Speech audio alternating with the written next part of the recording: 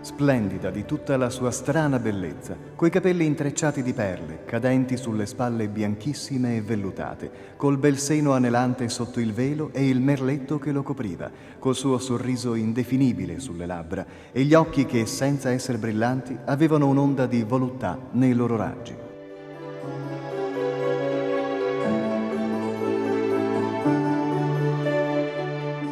I delicati versi del Verga introducono colui che nella storia della moda di ogni secolo ha fatto da grande protagonista come sinonimo di gusto e raffinatezza. La storia del merletto infatti affonda le radici in un tempo popolato di miti ed eroi, in cui battaglie fra nobili cavalieri e amor cortese si amalgamavano in un impasto di echi e narrazioni mitizzate.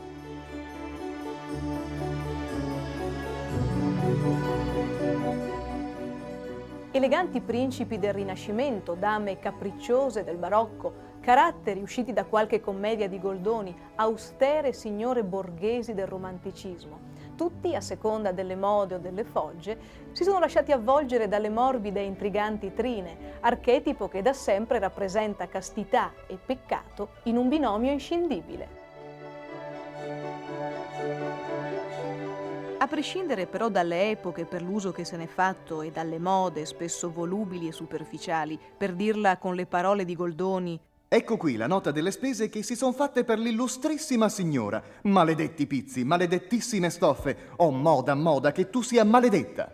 Quello che però è fondamentale sottolineare è la preziosità culturale e la tradizione che il merletto racchiude in sé.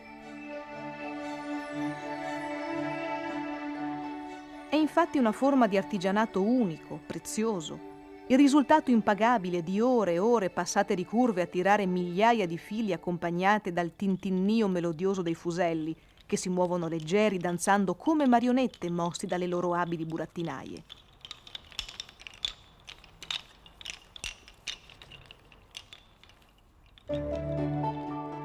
Per riuscire infatti a produrre questi piccoli capolavori della pazienza, significa studiare molti anni per apprendere la difficile tecnica, dedicarsi con passione e abnegazione a capire la complessità dell'intreccio labirintico.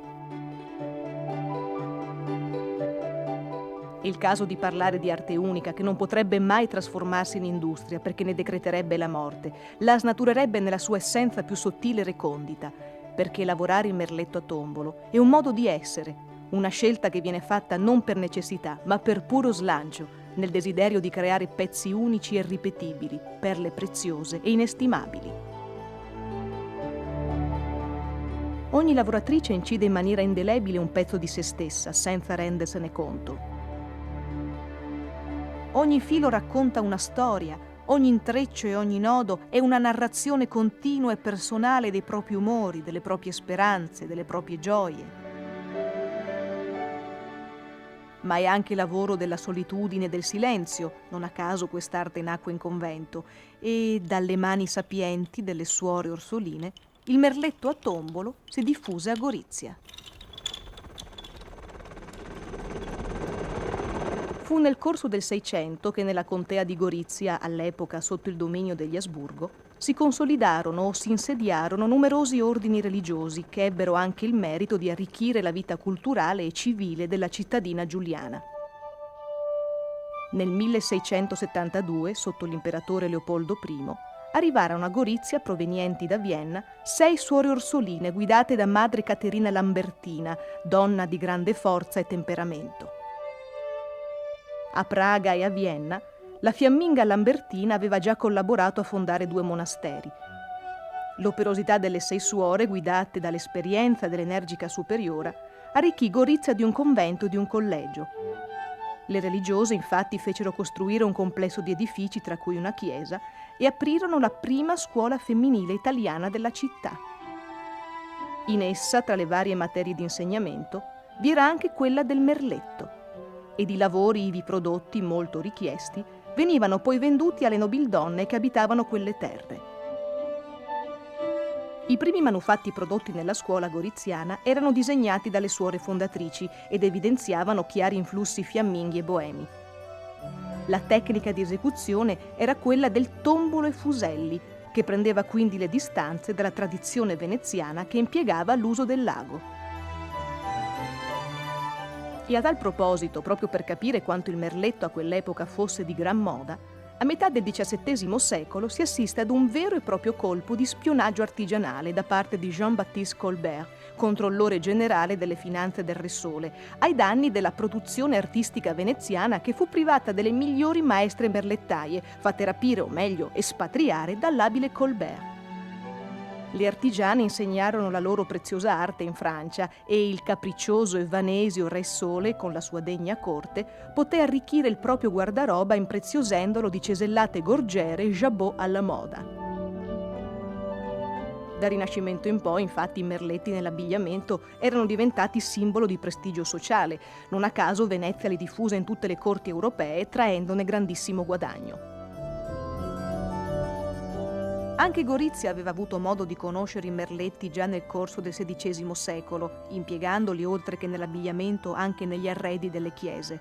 Però raramente erano prodotti locali, in genere era merce di importazione.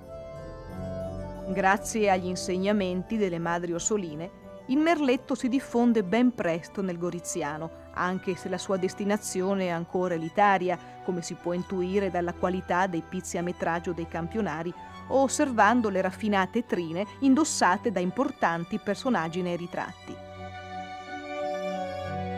La lavorazione dei merletti a fuselli, che si diffonde quasi contemporaneamente a Gorizia e a Idria, si sviluppa soprattutto nel Settecento, diventando attività prevalentemente femminile, ma talvolta anche maschile, complementare a quella agricola. Il lavoro viene spesso svolto a domicilio e poi commercializzato dalle merlettaie stesse. Per capire quanto fosse apprezzata la produzione di trine dalla politica imperiale settecentesca di Carlo VI prima e di Maria Teresa poi, lo dimostra il fatto che i pizzi locali beneficiavano di una riduzione fiscale rispetto a quelli di importazione. Nel corso dell'Ottocento la produzione è ancora molto fiorente. La scuola delle orsoline continuava ad essere il punto di riferimento e molte delle trine prodotte erano commissionate dalla Chiesa per ornare addobbi e paramenti sacri. All'inizio del Novecento vengono aperti i corsi nella parte friulana della contea. Dopo la Prima Guerra Mondiale, in località configurabili oggi con l'attuale Slovenia, hanno inizio i corsi a cura della Regia Scuola dei Merletti.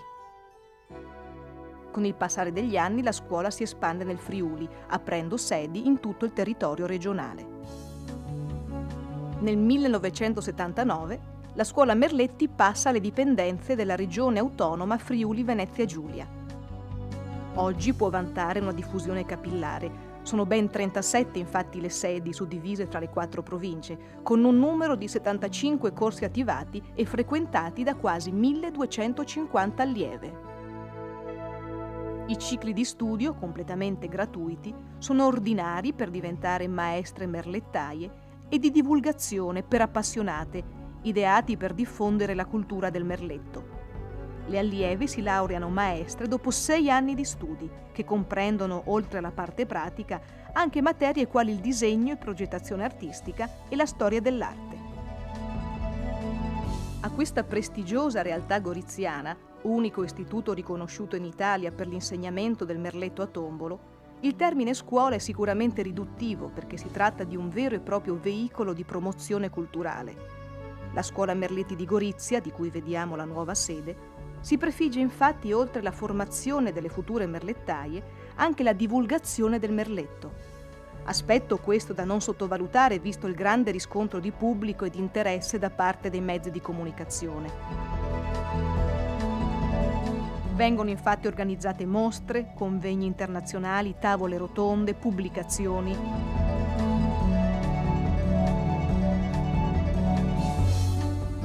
La scuola inoltre è ospite fissa alle più importanti fiere del settore, nonché invitata alla prestigiosa Biennale Internazionale del Merletto di San Sepolcro, dove ha ricevuto riconoscimenti e menzioni speciali. Vediamo nelle immagini il premiato Ultimo canto di Saffo.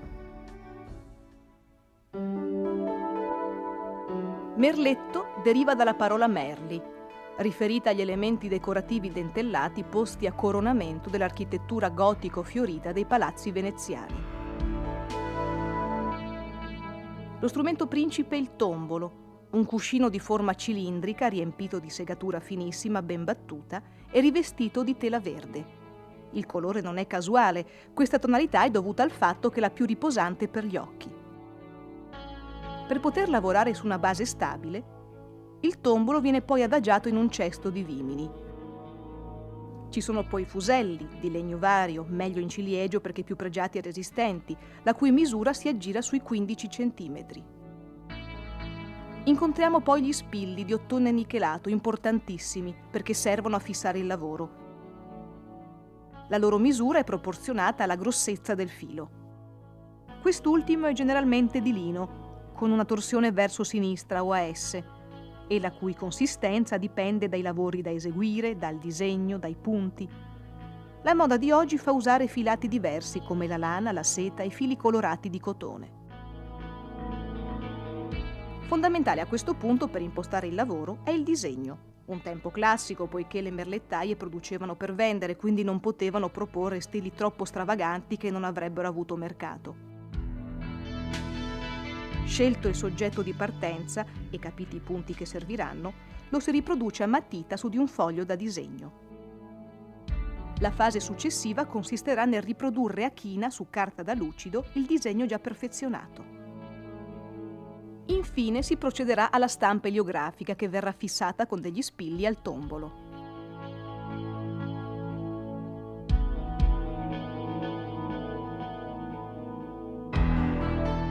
In queste immagini si sono visti i passaggi salienti per arrivare poi al prodotto finito. Entriamo adesso nel dettaglio per scoprire quali sono i punti fondamentali che faranno da base ad ogni pezzo eseguito. Prima però di iniziare il lavoro è necessario avvolgere il filo sui fuselli in senso antiorario, procedere alla saldatura che serve a regolare lo scivolamento del filo,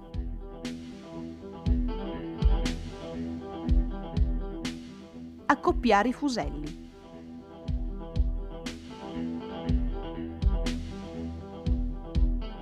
L'operazione base per l'esecuzione di qualsiasi lavoro è la catenella, che si articola su due movimenti fondamentali, la torsione o giro e l'incrocio, eseguiti con 2 paia.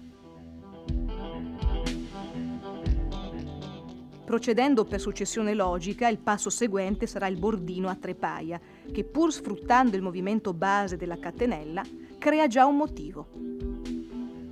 Partendo da questo punto si può arrivare a molte sue variazioni.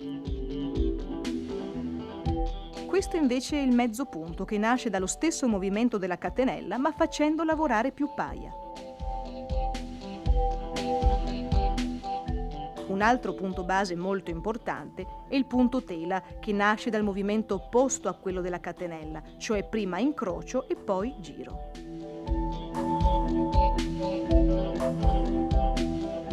Il punto che stiamo osservando adesso è il fiandra, caratteristico delle nostre terre, che sfrutta i passaggi del tela senza però puntature esterne. Di seguito il fiandra a 3 paia, tipico del goriziano, che viene normalmente impiegato per la realizzazione di centri o sfondi. Ed infine il punto gorizia, che si distingue da tutti per il tipo di lavorazione diversa. 2 coppie di fuselli infatti lavorano assieme per creare una venatura particolare. Dalla combinazione di questi punti, che sommati alle loro variazioni arrivano quasi ad un centinaio e alla propria fantasia e talento, nascono quei capolavori dal valore inestimabile. È quasi impossibile fare una stima esatta delle ore complessive che servono alla realizzazione di un lavoro. Come riferimento attendibile si valuta che per un centro di media grandezza si impiegano più di 100 ore. Grazie alla fondamentale collaborazione artistica di alcuni noti architetti che imposero un'impostazione stilistica diversa, la scuola di Gorizia attua una grande rivoluzione all'interno della classicissima tradizione centenaria del merletto. Si comincia ad introdurre infatti nei lavori il colore, solitamente filo mulineo ad un capo.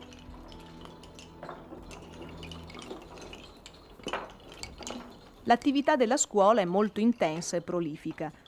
La voglia di sperimentare è uno dei punti di forza soprattutto della sezione di Muggia in provincia di Trieste. Qui le allieve studiano prima il soggetto da eseguire, ispirandosi alla natura o all'arte, per poi stravolgerlo reinterpretandolo secondo il proprio estro. Ecco per esempio come può diventare un guerriero in combattimento, in cui la sintesi della forma ben si amalgama con la ricerca dei materiali. E a proposito di materiali spesso inconsueti come la fibra di ferro e canapa, ecco come può essere rappresentato il municipio di Trieste o una Madonna del Tiziano, in cui il gioco di linee di varia grossezza in filo monocromatico di seta fa apparire in lontananza la forma di un viso. Si può parlare di vera e propria avanguardia del merletto. Avanguardia che però affonda saldamente le radici nella tradizione e nella storia, una storia con i suoi personaggi spesso fondamentali nel consolidamento del proprio bagaglio culturale. È il caso di Fagagna, in provincia di Udine, una delle sedi storiche della scuola. Il merletto è qui stato portato grazie alla passione e lungimiranza di una donna, l'americana Cora Slocum, sposa al conte Savorgnan di Brazzà.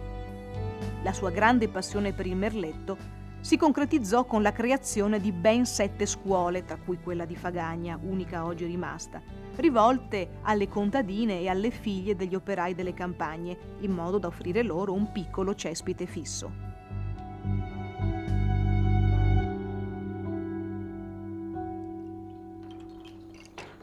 Nel 1921, dopo 2 decenni di intensa attività, la sede principale fu costretta a chiudere e la scuola di Fagagna, raccogliendone l'eredità, promise di mantenere viva e florida l'industria del merletto a tombolo in Friuli.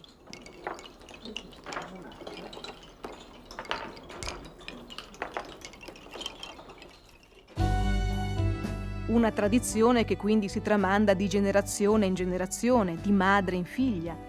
Ed è questo un esempio concreto che si può verificare nella sezione di Lucinico, in provincia di Gorizia. Qui mamme e bambine lavorano assieme, in un travaso reciproco di sapere, entusiasmo ed amore per le cose belle. Le piccole allieve, nella grande maggioranza di età compresa fra i 7 e i 13 anni, emanano una piacevole eco dal passato, quando il mondo aveva altri tempi ed altri ritmi, stimoli e valori diversi. Ed infine, tra le sedi più giovani, c'è la sezione di Pordenone, una delle ultime nate. Qui la particolare posizione geografica, più decentrata rispetto alle altre, favorisce l'interculturalità fra la tradizione isontina e quella veneta. Alcune allieve infatti arrivano proprio dal vicino Veneto, zona d'eccellenza per l'arte del merletto. Pordenone quindi come testa di ponte fra la tecnica friulana a cui si innestano gli insegnamenti del ricco patrimonio culturale appartenuto alla Serenissima. In questo documentario è emerso quanto la scuola Merletti di Gorizia, forte dei suoi 75 corsi attivati e delle sue 1250 allieve, pur operando in un contesto regionale come quello del Friuli Venezia Giulia, sia una realtà ormai a respiro internazionale. Grazie a questa scuola, unica nel suo genere in Italia, e alle numerose attività che vi ruotano attorno, soprattutto in questi ultimi 3 lustri, il merletto a tombolo è tornato prepotentemente alla ribalta, nonostante la tecnologia sempre più straordinaria, capace di clonare qualsiasi cosa, e la produzione industriale che stritola l'artigianato mortificandolo.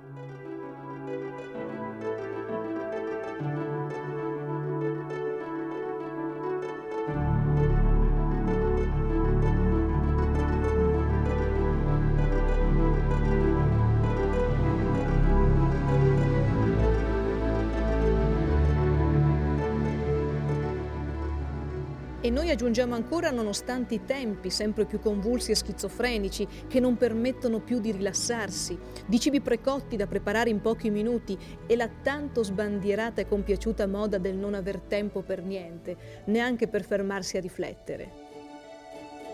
È veramente straordinario che ancora oggi esista una scuola come quella di Gorizia, in cui il tempo non sembra esistere. Le sue protagoniste, infatti, le maestre del merletto a tombolo, sono immerse in un presente continuo, iniziato in un passato popolato di miti ed eroi e proiettato in un futuro sempre più computerizzato, ma che non sarà mai in grado di riprodurre i piccoli, grandi capolavori creati e raccontati dal tombolo.